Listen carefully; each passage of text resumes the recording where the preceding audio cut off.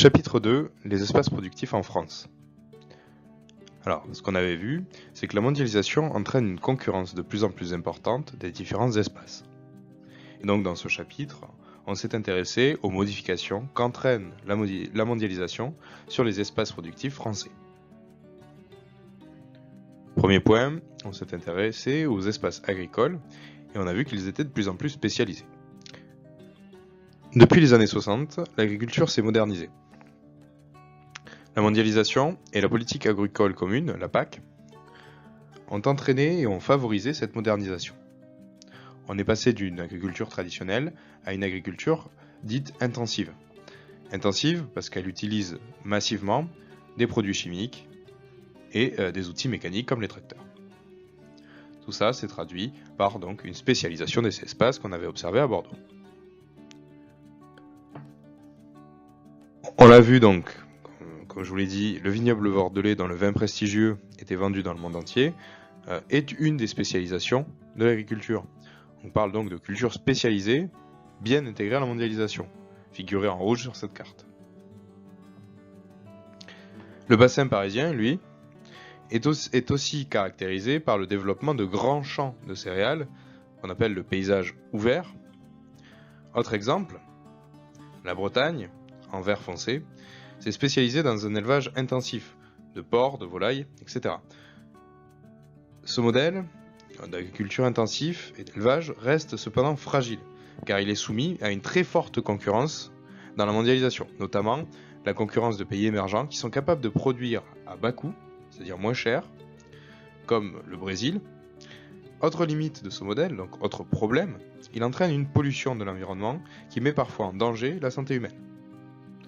De la même façon que l'agriculture est donc transformée par la mondialisation, celle-ci entraîne une spécialisation des espaces industriels et une modification de la géographie industrielle de la France.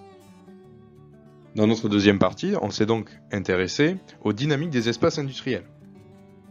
Sous l'effet de la mondialisation, les facteurs de localisation des entreprises, donc ce qui explique l'implantation des entreprises, ces facteurs ont été bousculés.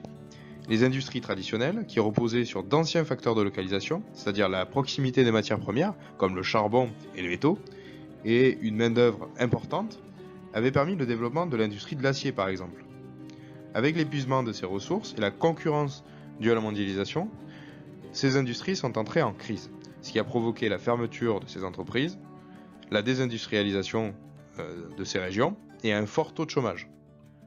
Le poids de l'industrie dans l'emploi a ainsi baissé en France, et il n'est plus aujourd'hui que de 14%. Donc 14% des Français travaillent aujourd'hui dans l'industrie. Désormais, les facteurs de localisation ont changé. Ce qui compte pour que s'installent des entreprises, c'est une main-d'œuvre qualifiée, la proximité d'universités, la proximité de moyens de transport performants, un cadre de vie attractif. Ces changements, donc, de facteurs de localisation, ont modifié la géographie industrielle de la France. Les anciens espaces industrialisés du Nord et de l'Est sont aujourd'hui des espaces en difficulté. On les voit ici représentés sur cette carte en violet. À l'inverse, les espaces autour de Lyon et Paris, par exemple, sont des espaces industriels très importants. Ce sont les principales régions industrielles françaises. De nouvelles régions se sont industrialisées, avec les changements apportés par la mondialisation toujours. L'Ouest et le sud de la France, représentés en jaune plus foncé, profitent en fait d'un dynamisme qui est porté par les hautes technologies. On avait vu l'exemple de Montpellier, dans le secteur du jeu vidéo, où s'était développé un certain nombre d'entreprises autour d'une entreprise principale, Ubisoft. Le reste de la France, lui, est peu ou pas industrialisé, et donc plus en difficulté dans la mondialisation de ce point de vue. Ce qu'on remarque avec la carte, c'est évidemment que les principales zones industrielles françaises sont extrêmement bien reliées. Elles disposent de ports, d'aéroports importants, d'axes de transport, et la plupart des emplois se trouvent dans des métropoles importantes. Dans la troisième partie de ce cours, on s'était intéressé à ce qu'on a appelé la prédominance du secteur des services en France. Alors, on parle de prédominance parce que le secteur des services occupe 76% des actifs en France. Le secteur des services concerne en fait toutes les activités économiques qui ne produisent pas directement des biens matériels. C'est un secteur qui est très divers, qui représente aujourd'hui en France, on l'a dit, 76% des actifs. Avec la mondialisation, c'est un des secteurs qui se développe le plus. Les grandes métropoles concentrent la majorité des emplois de services. Les centres d'affaires, comme la Défense à Paris, concentrent les sièges sociaux d'entreprises importantes et les activités financières.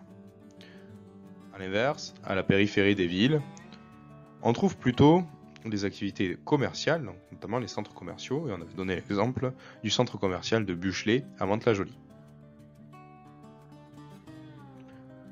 Autre élément très important en France, c'est le tourisme.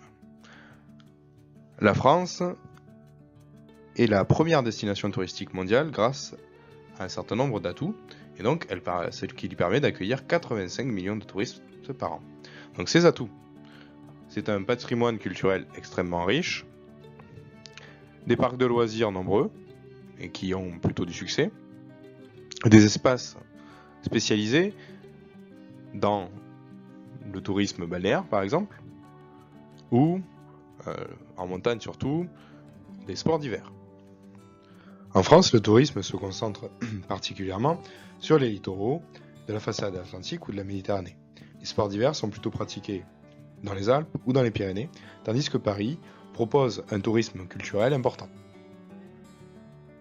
On notera la présence aussi, à Paris, de 2 parcs de loisirs importants que sont le parc Astérix et surtout Disneyland Paris.